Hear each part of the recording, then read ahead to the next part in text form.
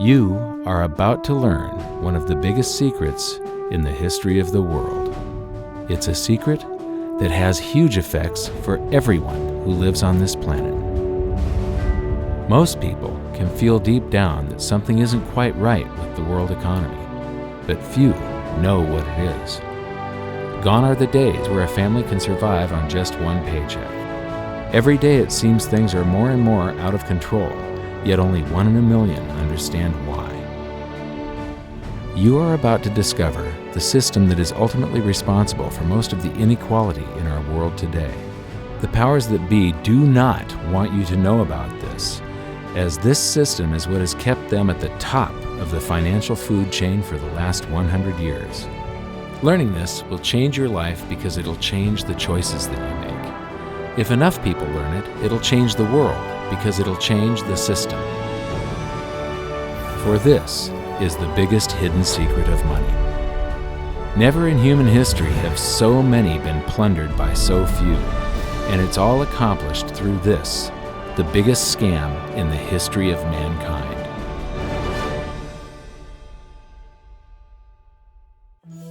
They say that money doesn't grow on trees, but the truth is that the modern banking system creates currency far faster than trees can grow. Most people don't have a clue how currency is created. Economists and bankers make it sound so complex that people think they can't understand it. But I'm going to strip our monetary system down to its essence so that you can see the scam behind the curtain and just how it affects you. Every modern society creates currency in pretty much the same way. But since the US dollar is the majority of the world's currency, I'm going to use the United States as our example. It all starts when some politician says, "Vote for me and I'll make sure the government provides you more free stuff than my opponent will." But there's no such thing as a free lunch. So to provide that supposedly free stuff, the politicians vote for the country to spend more than its income. This is called deficit spending. To pay for that deficit spending, the Treasury borrows currency by issuing a bond. So what's a bond? If you think about it, a bond is really nothing but a glorified IOU. It's a pretty piece of paper with numbers printed on it that says, "Loan me $1 trillion today, and I promise over a 10-year period I'm going to pay you back that $1 trillion plus interest." But what you need to understand is that Treasury bonds are our national debt. These glorified IOUs are to be paid back by you and I and our descendants through future taxation. Therefore, when the government issues a bond, it steals prosperity out of the future so that it can spend it today. The Treasury then holds a bond auction, and the world's largest banks show up and compete to buy part of our national debt and make a profit on it by earning interest. You'll notice that as we move through this process, the big banks are there, taking a cut every step of the way. This isn't by chance, as you'll see shortly. Then, through a shell game called open market operations, the banks get to sell some of those bonds to the Federal Reserve at a profit. To pay for the bonds, the Federal Reserve opens up its big old checkbook and writes bad, bogus, counterfeit checks that should bounce because they're drawn on an account that always has a zero balance. There isn't 1 penny in there. To quote from the Boston Federal Reserve, "When you or I write a check, there must be sufficient funds in our account to cover that check. But when the Federal Reserve writes a check, there is no bank deposit on which that check is drawn. When the Federal Reserve writes a check, it is creating money." The Fed then hands those checks to the banks, and at this point, currency springs into existence. The banks then take that currency and buy more bonds at the next Treasury auction. But what is a check? A check is also an IOU. When you write a check, you're making a note that says, "Here's my IOU for cash. All you have to do is go to the bank and pick it up." Now, it's very, very important that you understand this process because we're going to come back later and show you the devastating effect this has on you. The Treasury issues IOUs, bonds. The banks then buy those IOUs with currency. The Federal Reserve then writes IOUs, checks, and hands them to the banks in exchange for the Treasury's IOUs, the bonds. And currency is created. So what's really happening is the Federal Reserve and the Treasury are just swapping IOUs, using the banks as middlemen, and abracadabra, presto, currency magically springs into existence. This process repeats and repeats over and over again, enriching the banks and indebting the public by raising the national debt. The end result is that there's a buildup of bonds at the Federal Reserve, and currency at the Treasury. This process is also where all paper currency comes from. The Federal Reserve and the government mistakenly call it base money because they didn't watch episode 1 of this series and they don't know the difference between money and currency. But I will correctly refer to it as base currency because it is not money. It is currency, and as we've learned, there is a big difference. Money has to be a store of value and maintain its purchasing power over long periods of time. We learned in episode 1 that earlier in our history, our paper currency was just a claim check. It was a representation for real money of intrinsic value, the gold and silver that was held on deposit at the Treasury. You could walk into any bank and slap your currency, like say a $20 bill, on the counter and redeem it for real money, a $20 gold piece. But now, this base currency that's piling up back here is really nothing but a receipt or a claim check on an IOU, that bond. So it's really nothing but a supply of numbers. The Treasury then deposits the newly created currency into the various branches of the government, and the politicians say, "Hey, thanks for that." And the government does some deficit spending on public works, social programs, and war. The government employees, contractors, and soldiers then deposit their pay in the banks. Now, this may come as a shock to you, but when you deposit your currency with the bank, you're not actually depositing it into an account to be safely held in trust for you.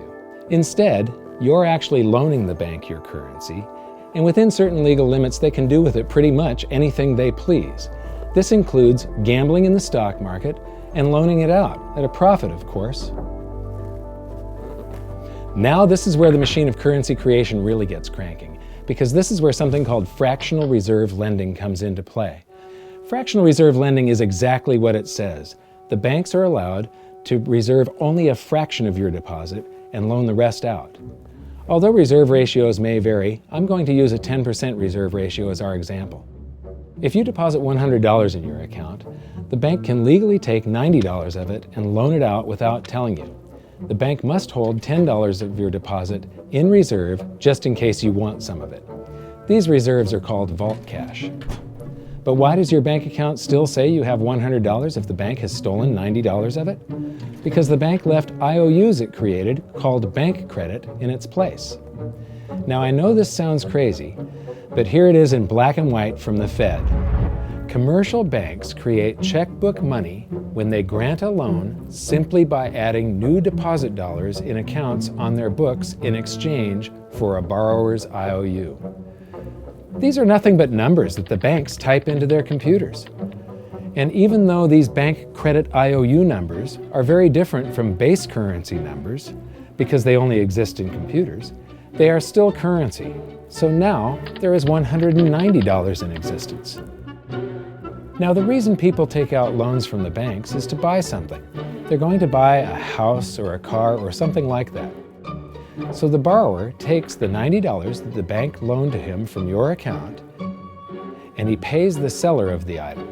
But then the seller deposits that currency into his account, and his bank loans out 90% of that and leaves bank credit numbers in its place. So now there's $271 in existence. This process repeats and repeats until under a 10% reserve ratio, an initial deposit of just $100 can create up to $1,000 of bank credit, all backed by $100 of vault cash, just 10%. But as I said, reserve ratios vary wildly. On some deposits, it's 10%, on others, it's 3%, and on some forms of deposits, reserve requirements are 0. The result is that the expansion of the currency supply by the banks is far greater than even this example would lead you to believe. So once again, when currency is deposited in the banks get to lend it out, and then it gets redeposited and relent, redeposited and relent, redeposited and relent over and over again, creating bank credit all the way. This is where the vast majority of our currency supply comes from.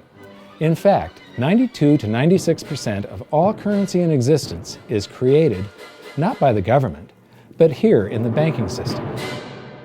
Now, massive amounts of currency spewing into society may at first sound like a fun idea. That is, until you remember one of the most important hidden secrets of money from episode 1, that the prices of everyday goods and services act as a sponge on an expanding currency supply. The more currency we have, the more prices rise. This is where inflation comes from. The true definition of inflation is an expansion of the currency supply. Rising prices are merely the symptom. So our entire currency supply is nothing but a couple of bucks whipped up in this hocus-pocus scam where the Treasury and the Federal Reserve swap glorified IOUs, and a bunch of numbers that the banks just type into their computers. That's it. That's our entire currency supply. It's nothing but a supply of numbers. Some of them printed, most of them typed, and there is nothing else. But if you thought that was crazy, get ready to enter the twilight zone of modern economics. We work for some of that currency supply. True wealth is your time, but we trade away moments of our lives, hour by hour, day by day, and year by year, for numbers that somebody printed on pieces of paper or just typed into a computer. Now those numbers represent our blood, sweat, tears, labor, ideas, and talent. We are what gives the currency its value. But here comes the really cruel joke. We work hard so that we can save some of that currency, so that we can pay the tax collector. In the United States, it's known as the IRS. They then turn it over to the Treasury so that the Treasury can pay the principal plus interest on that bond that the Federal Reserve bought with a check drawn on an account that has nothing in it. Now let's do a recap on this section, because this is where the system begins to rob you and I on a massive scale. Much of our taxes are not used for schools, roads, and public services, but to pay interest on bonds that the Federal Reserve bought with a check drawn on an account that has nothing in it. The Federal Reserve is committing fraud. But here's one of the biggest secrets of them all. Before the establishment of the Federal Reserve, there was no need for personal income tax. The Federal Reserve was created in 1913, and that very same year, the Constitution was amended to allow income tax. Do you really think this was just a coincidence? Ask yourself how much income tax you've paid over your lifetime. Much of it has been silently siphoned away into the hands of those who own the system. Yes, this system has owners. Who they are is an even bigger secret that we'll get to shortly. But first, we need to understand the mumbo-jumbo of the so-called debt ceiling. It's all based on a huge paradox. There was interest due on that bond, and there was interest due on every one of those loans that the banks made. That means that there is interest due on every dollar in existence. Let me ask you something. If you borrow the very first dollar into existence, and that's the only dollar that exists on the planet, but you promise to pay it back plus another dollar's worth of interest, where do you get the second dollar to pay the interest? The answer is that you have to borrow that one into existence and promise to pay it back with interest as well. So now there are $2 in existence, but you owe $4, and so on and so on. The result is there's never enough currency to pay the debt. There is always more debt in the system than there is currency in existence to pay the debt. Therefore, the whole system is impossible. It is finite. It will come to an end one day. What would happen if the government stopped borrowing to do deficit spending? Are the payments on those treasury bonds going to stop? What would happen if the public stopped borrowing and going deeper into debt? Are your house and car payments going to stop? No. There is a payment due every month on the principal plus the interest on every dollar in existence, and those payments do not stop. If we stop borrowing, then no new currency is created to replace the currency that we used to make those payments. Whether you're making a payment on a loan or paying tax to make a payment on a bond, the portion of the payment that goes to pay off the principal extinguishes that portion of the debt. But the debt also extinguishes the currency. Currency and debt are like matter and antimatter. When they meet, they annihilate each other. If we just pay off the principal only on all the loans and bonds that exist, the entire currency supply just vanishes. So if we don't go deeper into debt every year, look what happens. The whole thing goes into a deflationary collapse under the weight of those payments.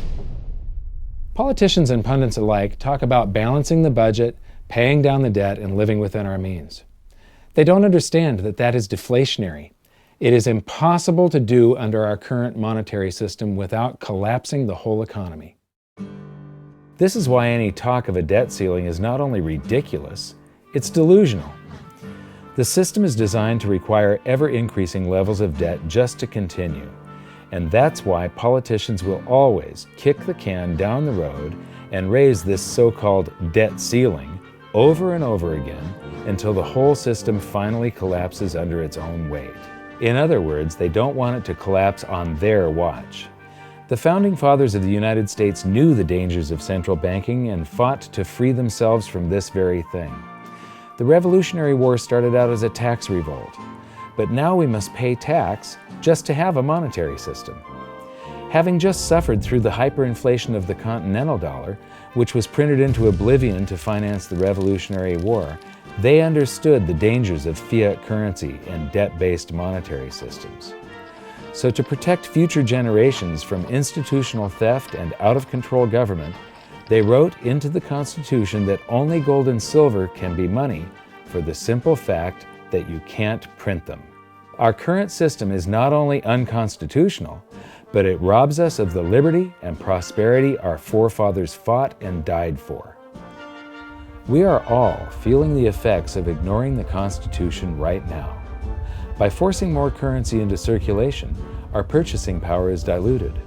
Inflation is a slow and insidious stealth tax that is simply the result of this debt-based monetary system. This system empowers and benefits those who create the currency and receive it first, as they get to spend it into circulation before it has an effect on the economy. They're stealing purchasing power from you and transferring it to the banks and the government every hour of every day because of this false monetary system. And it's not like the people at the top don't know this. To quote the Federal Reserve, the decrease in purchasing power incurred by the holders of money due to inflation imparts gains to the issuers of money. This is a fraud. It is a pyramid scheme, it is a Ponzi scheme, it's a scam, and it's a lie. Our entire monetary system is nothing but a form of legalized theft. But here's the biggest con job of them all. The Federal Reserve is not federal, it has stockholders. There is no federal agency that has stockholders. What's a stockholder? A share of stock represents a percentage of ownership in a corporation. So the stockholders are the owners of that corporation. Therefore, the Federal Reserve is a private corporation with owners. And you can see it for yourself if you go to the Federal Reserve's website, and it will say, the stockholders receive an annual dividend of 6%. Now we know that the stock in the Federal Reserve was originally issued to the largest banks in the United States. But because of mergers and acquisitions through the years, you can't actually trace who owns the stock in the Federal Reserve. That's a very closely guarded secret. My guess would be that the owners are those primary dealers, the banks that get to make a profit by selling part of our national debt, those bonds, to the Federal Reserve, who buys them with a check from nothing. Then we pay tax to pay the principal and the interest on those bonds so that the Federal Reserve can pay the banks a 6% dividend. Don't be alarmed if you don't quite comprehend the deception of this system at first glance. Very few people do. It is purposely complex. The economist John Maynard Keynes once wrote, "By this means, government may secretly and unobserved confiscate the wealth of the people, and not one man in a million will detect the theft." I believe that presented correctly, anyone can understand this system, regardless of how complex it is. So let's do a recap and break it down even more.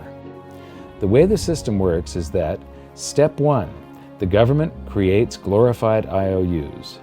These bonds increase our national debt and put the public on the hook to pay it back. Step 2, IOUs are swapped to create currency. The Treasury sells the bonds to the banks. The banks then turn around and sell our national debt at a profit to the Federal Reserve, which they probably own. The Federal Reserve then opens its checkbook that doesn't have a penny in it and buys those IOUs with IOUs that it writes, checks, on a checking account that has a zero balance. Then they give those checks to the banks and currency just springs into existence, and then the whole process repeats. This results in a buildup of bonds at the Federal Reserve and currency at the Treasury, which is really just a supply of numbers. The Treasury then deposits the numbers in the various branches of the government, and we get to step 3. The government spends the numbers on promises, public works, social programs, and war. Then the government employees, contractors, and soldiers deposit their pay into the banks. And we get to step 4, where the banks multiply the numbers by magically inventing more IOUs through fractional reserve lending, where they steal a portion of everyone's deposit and lend it out. That currency gets redeposited, and then a portion is stolen again. And the process repeats over and over, magnifying the currency supply exponentially.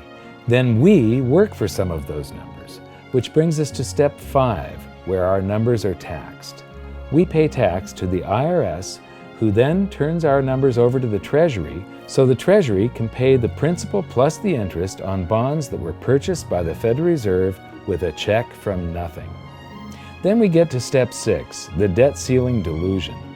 The system is designed to require ever-increasing levels of debt and will eventually collapse under its own weight because politicians always kick the can down the road. They don't want it to collapse on their watch. And finally, step 7, the secret owners take their cut. The world's largest banks own the Federal Reserve. Those banks make a profit selling our national debt to the Fed. They make a profit when the Fed pays them interest on the reserves held at the Fed, and the Fed pays them a 6% dividend on their ownership of the Fed. This system is fundamentally evil. It funnels wealth from the working population to the government and the banking sector. It is the cause of the artificial booms and busts of modern economies, and it causes great disparity of wealth between the rich and the working class. And it is only possible because we no longer use real money, we use currency. But worst of all, it is a form of enslavement. Bond is the root word of bondage. Whenever a government issues a bond, it is a promise to make us pay tax in the future. Nobody asked you if you wanted to pay tax today for the prosperity we all enjoyed in the last century. Nobody is asking our children if they want to work hard in the future to pay for the prosperity we're enjoying now. George Washington once wrote to James Madison, "No generation has the right to contract debts greater than can be paid off during the course of its own existence." By stealing prosperity from tomorrow so we can spend it today, we enslave ourselves and future generations. Now this all sounds pretty bad, but there is great hope, for you are the greatest threat to this false monetary system. This system relies on the public being ignorant of its workings. Please share this knowledge with everyone you know, because an informed public that fully understands the system can build a better future for generations to come. And now I leave you with this quote, widely attributed to a former director of the Bank of England. The modern banking system manufactures money out of nothing. The process is perhaps the most astounding piece of sleight of hand that was ever invented. Banking was conceived in inequity and born in sin. Bankers own the earth. Take it away from them, but leave them the power to create money and control credit, and with the flick of a pen, they will create enough money to buy it back again. But if you want to continue as the slaves of bankers and pay the cost of your own slavery, let them continue to create money and to control credit. This is the Federal Reserve in Washington, D.C. It's located on Constitution Street, and that is just as much of a joke as the New York Fed being located on Liberty Street. Both of them are unconstitutional, both of them limit our liberty, and they transfer wealth away from us every second of every day to the Federal Reserve, to the government, and to the banking sector. You are now among the 1 in a million who can detect the theft of your prosperity. So the big question is, what can you do about it? 1. Watch this video until you can describe and teach it to others. Those who understand this system can make preparations for its unavoidable collapse and protect themselves. History shows that those who don't will probably be wiped out. 2. Share this video with everyone, especially those you care about. All it takes is a mouse click or two to get this message in front of millions. Post this video on Facebook, tweet it, email it to loved ones. Please share it wherever you can. 3. Join the conversation. The current world monetary system is based on a 300-year-old design meant to enrich a few at the expense of the many. There must be a better way. At hiddensecretsofmoney.com, we've created an open-source platform for the design and development of a new world monetary system. We're calling on every economist, every student, every college, every bright mind, and anyone who cares to join the discussion. In educating ourselves and each other, we can prevent the further loss of our freedoms and maybe, just maybe, win some of them back.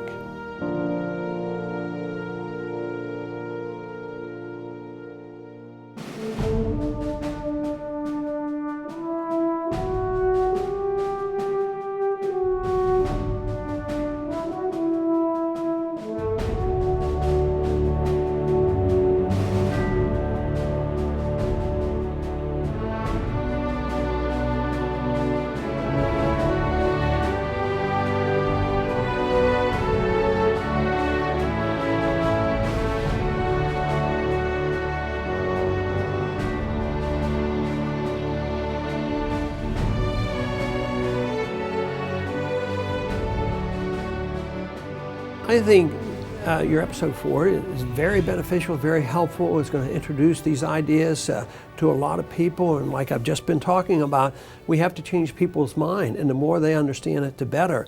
And I think we're at this point now where more people in the last several years, 4 or 5 years, have thought about the Fed than they ever have in the previous 95 years. So I think an explanation and diagrams to show it is very helpful, because quite frankly, they're not going to get it in their grade school, they're not going to get it in their high schools, they're not going to get it in college unless they're in a very rare circumstance to understand how this works.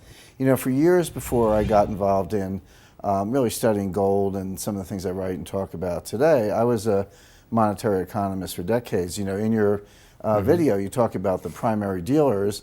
I was chief counsel and chief credit officer, one of the largest primary dealers for 10 years. So I had an inside seat on the Treasury market and have the privilege of working with several former vice chairmen of the Board of Governors, Manley Johnson and David Mullins, going back to the 80s and 90s. So I'm very immersed in what you were talking about. And I thought it was extremely accurate, extremely clear. I didn't think you were stretching on any points. It was really like something out of a PhD course, except that it was very easy to understand. I think it's accessible. I think we're seeing a little bit of a revolution in communications in the following sense. You know, as you point out, the Fed was created in 1913. Well, in 1913, there was no web, there was no YouTube, no Twitter. There was really no one to kind of stand up and oppose the Fed or call them out, if you will, or really get into a discussion that everyday Americans could follow. That's not true now with social media and everything else. You can reach out to millions and tens of millions of people and tell them what's going on. I think you've done that.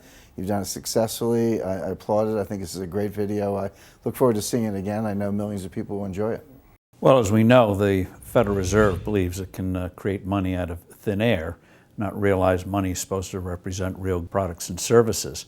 And what people don't realize is when the Fed does that, in effect, as Keynes pointed out, it's a form of taxation.